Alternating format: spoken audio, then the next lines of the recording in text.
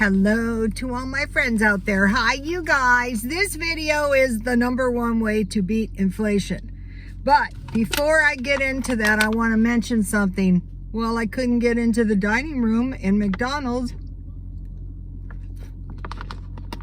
So luckily I had water with me.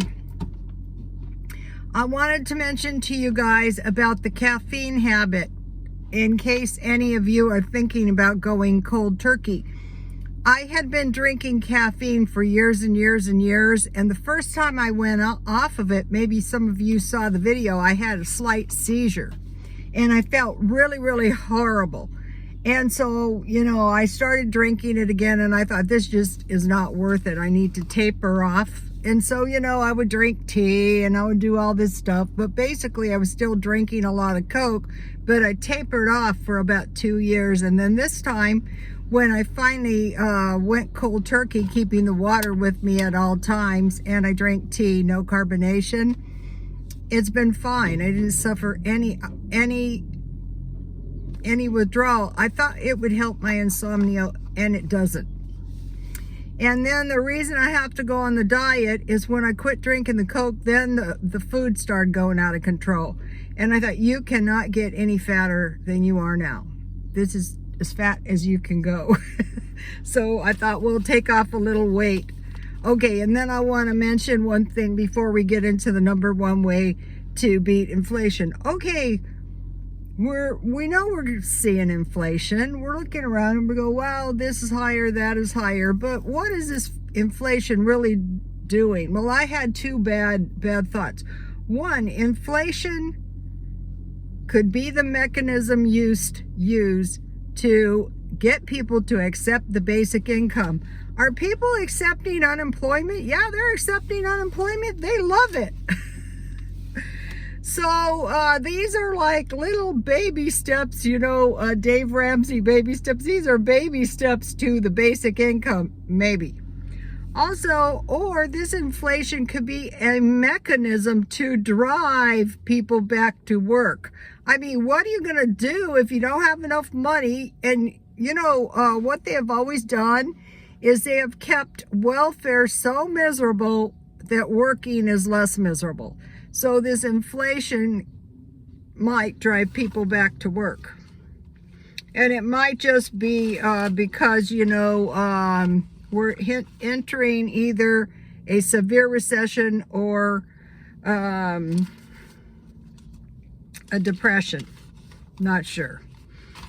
Okay, no. The #1 best way to beat inflation is to buy everything at the lowest possible price. So you might be saying, Rhoda, anybody knows that. Well, if anybody knows that, why is all the merchandise in stores a majority of things that are not on sale? A majority of things that are inflated because people are buying them. But when you start getting into this mindset that I am determined to buy everything, I buy everything at the lowest possible price and keeping all my expenses at the lowest possible price. So that is going to help more than anything. And then stockpiling water, stockpiling food, hoarding cash, full tanks of gas, and I have been saving $1 a day for like emergency gas. So the #1 thing we want to do is buy everything. I mean everything.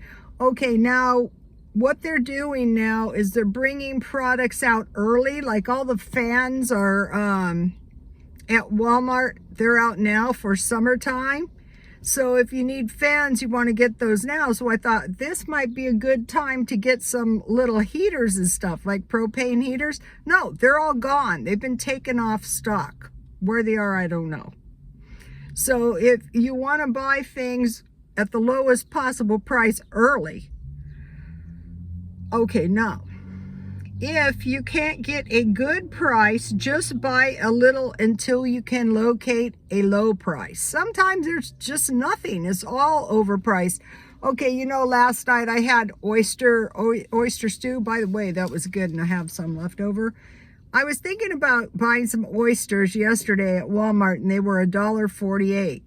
And I said, no, I'm going to go to 99-cent only where they are $1, and I'm going to buy some today because the oyster stew is good.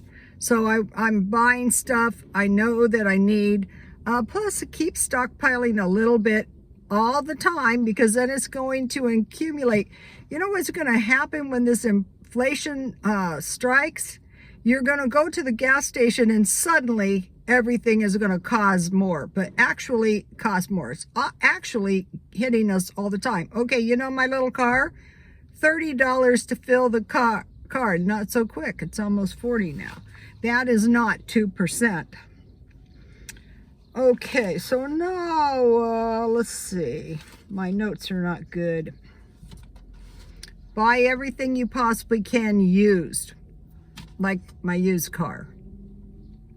I've driven it for 5 years and it still has. I drive like the little old lady from Pasadena.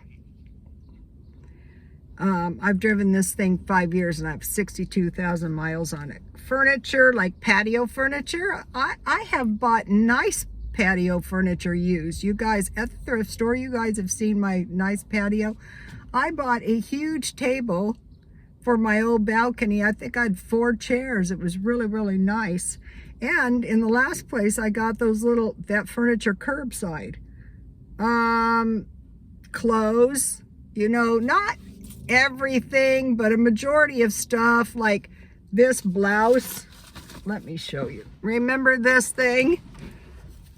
This blouse, this sweater. I bought them both at Dollar Day. Who cares? I'm just going around, you know, walking at the shopping center. Purses and accessory, like these lovely sunglasses. I thought you might as well wear these for a couple years and then sell them. These are $140 sunglasses. What brand are these? I always forget.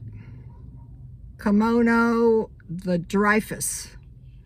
I got them for $12.99. I had them adjusted twice, and they're still not right. So I can't sell them until I get them adjusted. Purses, jewelry, watches.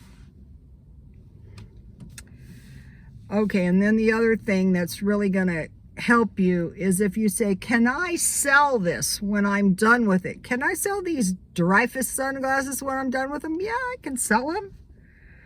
And then the other thing is outlet centers. I went to buy my son 3 pair of socks for $14, and I thought, you know, that is a little high. And I went to the Overstock place in Grossmont Center, and I found really nice socks, 3 for $5. So when you do this habitually, that is really, really going to help you more than anything else.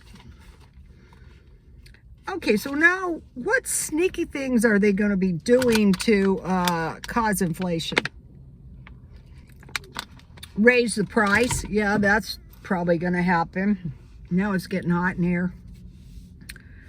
Okay, they're going to raise the price, and the packages are going to be smaller, or the packages are going to be the same size, but they're not as full. Like they're 1/3 as full as they were. Another tricky thing they're doing is they have the merchandise price high. Then they bring it down low, you know, like a sale or discount. And so people buy there, but then they bring the price back up high and people accept that. One thing we accept because we have no choice. Okay, the larger corporations are getting more numerous and the smaller businesses are going down. One of the problems I had in my job is we're not going to let you stand there and make more money than I do when I pay the overhead. And I thought, well, dumb shit, that's why I don't pay the overhead. And then you know what happened. But the smaller business are going down because the cost of business is going up. So this is not a good situation either. So the most paying huge rents to do your business in a mall or a strip mall is not really that. What's better is to get into online stuff. It's the wave of the future. You've got to move ahead. Okay, so now another thing that I see them doing is the higher demand and the panic buying creates situations where people just want to buy everything off the shelves, and they are. So what are they doing? What they're doing is, first of all, the inventory is scanty or no inventory. How about that? And then people just pay anything. They just buy everything, just hoard everything, and, grab and snatch. Okay, and they say there's less promotions and deals, but you can still get good deals. Like, I haven't bought pork chops or steaks because I'm waiting for a sale. And also, people are buying more because sometimes you go in and there isn't any. So people go, forget it, and they just buy a lot. But what is better is once you stockpile, then you don't really need anything, and then you can buy a lot when the price is low. So we're looking for less selection, scanty stock, no stock, higher prices. Okay, so on like what? Animal products. This is what, but the thing about animal products is they have an expiration date and you can buy them reduced. So animal products like meat, like milk, like eggs, like cheese, like butter. So all of this is storable. You can store meat in the freezer. You can buy dry milk or canned milk. Eggs are not so much. Butter and cheese in the freezer. Okay, and then on the last fake shortage, it was flour, sugar, yeast, and cornmeal.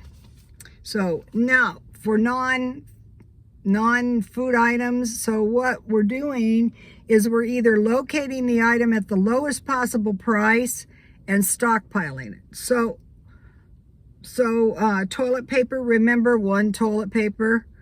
Shampoo, what I did is I just bought some bad shampoo, like I can't say it was bad. It wasn't actually that bad. It was the 99-cent only big shampoos and conditioners for an emergency. Laundry detergent, I located the Roma detergent, the cheapest, at Aldi's. Dish soap, the big Walmart brand that's like the not Dial, what is that? Dove or whatever. They have a Walmart brand. That's a really good one. Toothpaste, dental floss, deodorant, bleach, alcohol, and face cream. Or just like what you want to do is you want to say to yourself, what is it that I run out of that is really inconvenient, or I run out of it when I don't have any money? So, okay, I have a couple more points in my very bad notes.